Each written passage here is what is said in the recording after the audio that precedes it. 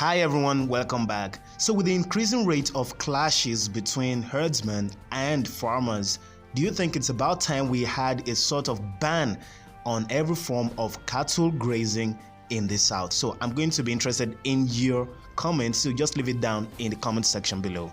Now let's get to work. Now, before anyone starts accusing me of xenophobia and saying that I'm just trying to put this thing out against the Fulanis and all of that, no, that is completely out of the question. I'm not trying to be xenophobic in this video. This is a very serious proposition. I'm going to be laying out the reasons for bringing this up at this very moment. So now let's get to work. We have to understand the very first thing is that cattle rearing right there in the open all over the place is very, very disgusting. We have to start with that. And honestly, this thing includes goats, chickens, ducks, whatever sort of domestic animals you may have. So I'm not only talking about the Fulanis, I'm not only talking about the herders, I'm talking about all forms of domesticated animals moving around in the streets, moving around every single place. It is very, very disgusting and it's very, very embarrassing for a civilized society as ours. So that's just the case. It is it's an embarrassing spectacle for you to just think about a situation. Let's just imagine now on the world stage and somebody new comes into your particular neighborhood and sees cattle moving around in your area.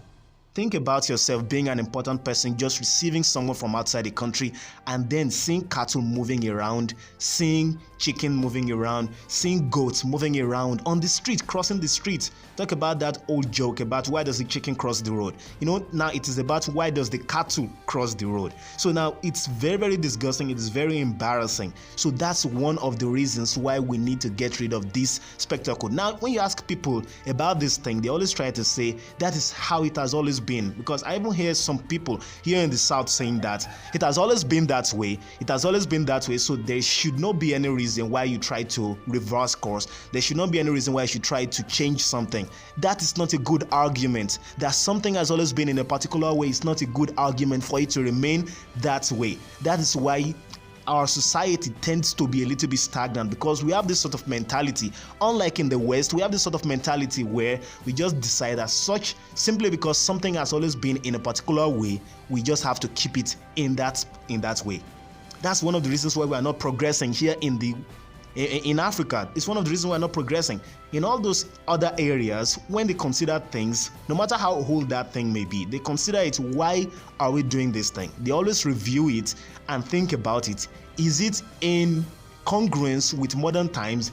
Can this thing be matched with modern periods that we are in? Is it making any sort of sense for us to keep doing this thing? Maybe it was making sense back in the past, but does it make any sort of sense anymore at this moment? So that's one of those things. So they consider those things and then they decide whether or not to keep that practice or to abolish it. So in this kind of a case, I think it is about time we consider this issue of open grazing of cattle in the streets, on the highways, and think about ways to abolish it. Honestly, there is no reason for us to keep this practice going. So if you have animals, there is no problem for you having animals, no problem with that. All you just need to do is keep your animals to yourself. You have chickens, keep them to yourselves. That they should not be a problem. They should not constitute problems for the society. They should not constitute problem for everyone. Why should I bear the problem of your chicken? Why should I bear the problem of your cattle? Why should I have to keep my car waiting on the highway simply because your cattle are trying to cross the road? That's the problem. It's very, very disgusting and it's very embarrassing. So that's the first problem with that. And then we have the issue of it is very, very unhygienic. Absolutely unhygienic. Just think about it, going on the highway and you see feces of cattle on the way. It is very, very disgusting and unhygienic. Just think about that. It's very, very unhygienic. You're moving on the road and you just keep seeing feces everywhere. Moving through the neighborhood and you're seeing feces. Even government reserved areas, GRAs, you see feces everywhere. And they tend not to challenge them. The police officers tend not to challenge them to even stop this crazy nonsense. It's annoying. It's very, very annoying. It is disgusting. It messes up our streets in this place. It messes up our streets. Why should everyone suffer from your activities, your economic activities? I understand that it's your economic activities, especially for the cattle rearers, that is the economic activity, and that is where they get their money from. No problem. But why should we have to bear the brunt of all the disgust that comes from your economic activity? Why should everybody bear the brunt from that? Why should everybody suffer from that? So that's just the question I'm trying to ask about this thing. It's completely disgusting again. And then you move to the aspect of causing so much economic hardship for farmers. At this very moment, all the clashes and all of that is even number one.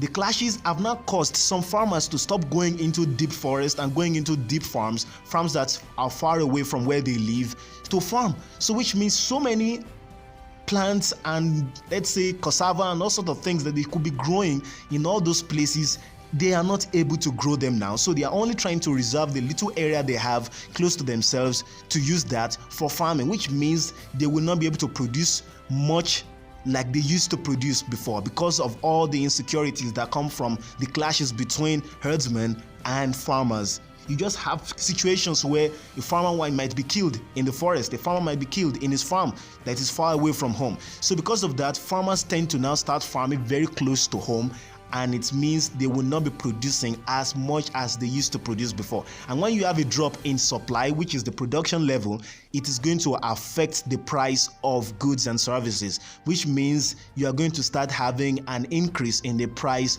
of all this farm produce. That is what is happening with Gary. That is what is happening with some of all those things. That is one of the reasons why some of them are starting to increase in price at the moment, because people are fearful of going into the farms, the far off farms, to be able to farm and get food and bring food home, because they are scared for their lives. That's just the situation.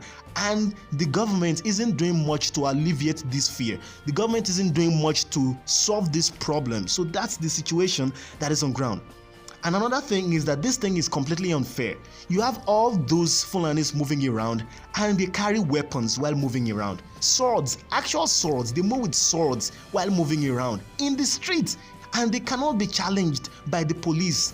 They are not challenged by the police. They are not stopped by the police. While if you are moving in your car, you are not doing anything to anybody, you can be stopped by the police officers, and you may even have your car impounded simply because your license has expired. While those guys are moving right on the side of the road there with weapons openly. And then you starting to feel surprised when something happens, and then they clash with farmers and whatever, and people get killed. You see, so that's the problem. It's completely unfair. It's a type of double standard that I see. A lot of leeway is given to all those cattle rearers. A lot of leeway is given to them that they would not give to regular citizens of this area. A lot of benefit of the doubt granted to those people when it comes to being responsible that would not be granted to people living in this area.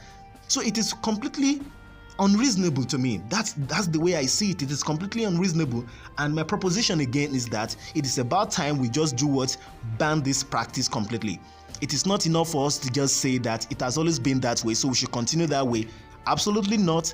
If you want to keep farming and using the style of open grazing, you can go and do it back in the north. Don't do it here while you keep causing us all sorts of inconveniences. Have a sort of ranch or whatever. Get a ranch or get something, maybe back in the north or whatever, wherever you're going to get it. It is about time we start to follow the model of Benue State that has granted this law that is anti-cattle rearing laws in the state of Benue. So that's exactly what we need in this place. We need to be able to stop this thing and end it once and for all. Anyway, thank you very much everyone for listening. Thank you very much for watching, and I'll be seeing you guys in the next video. Make sure you subscribe to the channel. Make sure you follow me on Instagram, and I'll be seeing you guys next time.